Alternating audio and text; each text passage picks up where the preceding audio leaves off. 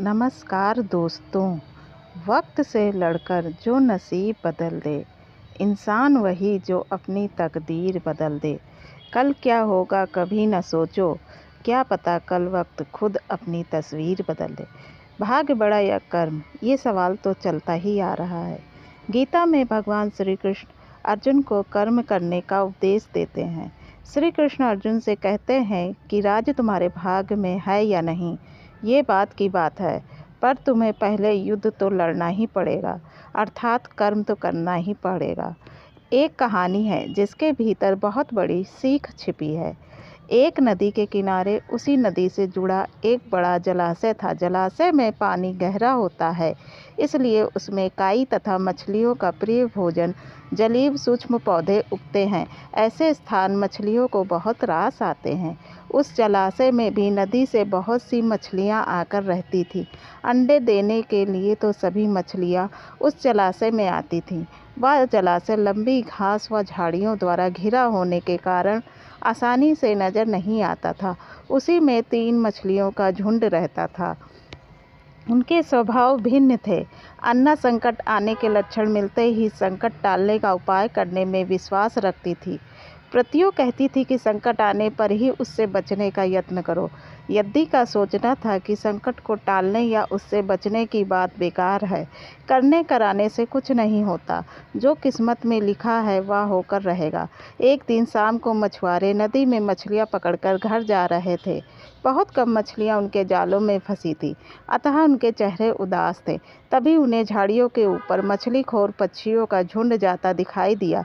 सबकी चोंच में मछलियां दबी थीं। वे चौंके। एक ने अनुमान लगाया, दोस्तों, लगता है झाड़ियों के पीछे नदी से जुड़ा जलाशय है, जहाँ इतनी सारी मछलियां पल रही हैं। मछुआरे पुलकित होकर झाड़ियों में से होकर जलाशय के तट पर आ निकले और ललचाई नज़रों से मछलियों को देखने लगे। एक मछुआरा बोला, आहा, इस जलाशय में तो मछलियां भरी पड़ी हैं। आज तक हमें इसका पता ही नहीं लगा। यहाँ हमें ढेर सारी मछलियां मिलेंगी। दूसरा बोला। तीसरे ने कहा, आज तो शाम घिरने वाली है, कल सुबह ही आकर यहाँ जाल डालेंगे। इस प्रकार मछुआरे दूसरे दिन का कार्यक्रम तय करके चले गए। तीनों मछलियों ने मछुआरे की बात सुन ली थी। अन्ना मछली ने कहा, साथियों, तुमने मछुआरे की बात सुन ली। अब हमारा यहाँ रहना खतरे से खाली नहीं है। खतरे की सूचना हमें मिल गई है। समय रहते अपनी जान बचाने का उपाय करना चाहिए। मैं तो अभी ही इस जलाशय को छोड़कर नहर के रास्ते नदी में जा रही हूँ। उसके बाद मछुआरे सुबह आए, जाल फेंके मेरी बला से। तब तक मैं तो बहुत दूर अटखेलियाँ कर रही होंगी। प्रत्यु मछली बोली, तुम्हें जाना है तो जाओ, मैं तो नहीं आ रही। अभी खतरा आया कहाँ है जो इतना घबराने की ज़रूरत है। हो सकता है संकट आए ही ना। उन मछुआरों को यहाँ आने का कार्यक्रम रद्द हो सकता है। हो सकता है रात को उनके जाल चूहे कुतर जाएं। हो सकता है उनकी बस्ती में आग लग जाए। भूचाल आकर उनके गांव को नष्ट कर सकता है, या रात को मूसलाधार वर्षा आ सकती है और बाढ़ में उनका गांव बह सकता है। इसलिए उनका आना निश्चित नहीं है।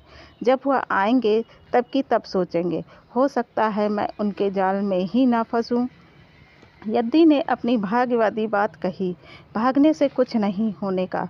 मछुआरों को आना है तो वह आएंगे, हमें जाल में फंसना है तो हम फंसेंगे। किस्मत में मरना ही लिखा है तो क्या किया जा सकता है। इस प्रकार अन्ना तो उसी समय वहाँ से चली गई।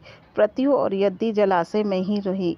भोर हुई तो मछुआरे अपने जाल को लेकर आए और लगे जलाशय में जाल फेंकने और मछलियाँ पकड़ने। प्रत्यु ने संकट को आया देखा तो लगी जान बचाने के उपाय सोचने। उसका दिमाग तेजी से काम करने लगा। आसपास छिपने के लिए कोई खोखली जगह भी नहीं थी।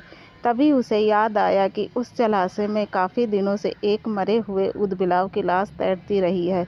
वह उसके बचाव के काम आ सकती है। जल्द ही उसे वह लाश मिल गई। लाश सड़ने लगी थी। प्रत्यु लाश के पेट में घुस गई और सड़ती लाश की सड़ांध अपने ऊपर लपेटकर बाहर निकली। कुछ ही देर में मछुआरे के जाल में प्रत्यु फंस गई। मछुआरे ने अपना जाल खींचा और मछलियों को किनारे पर जाल से उलट दिया।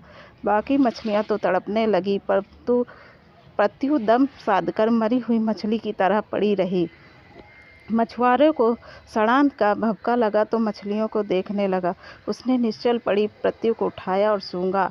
आग या तो कई दिनों की मरी मछली है, सड़ चुकी है, ऐसे बड़बड़ाकर बुरा समूह बनाकर उस मछुआरे ने मृत्यु को जलाशय में फेंक दिया। मृत्यु अपनी बुद्धि का प्रयोग कर संकट से बच निकलने में सफल हो गई थी। पानी में गिरते ही उसने गोता लगाया और सुरक्षित गहराई में पहुंचकर जान की खैर मनाई। यद्यपि भी दूसरे मछुआरे के जाल में फंस गई थी और एक टोकरे में डाल दी गई थी। भाग के भरोसे बैठी रहने वाली यद्दी ने उसी टोकरी में अन्य मछलियों की तरह तड़प तड़प कर प्राण त्याग दिए। अतः आपने इस कहानी से क्या सीखा? भाग्य भी उन्हीं का साथ देता है जो कर्म में विश्वास रखते हैं और कर्म को प्रधान मानते हैं। भाग्य के भरोसे हाथ पर हाथ रखकर बैठे रहने वाले का विनाश निश्चित है। दोस्तों, आपको यह कहानी कैसी लगी हमें कमेंट करके ज़रूर बताएं। लाइक करें और ऐसी ही अनेक कहानियों और कथाओं को पढ़ने के लिए हमें सब्सक्राइब करें। धन्यवाद।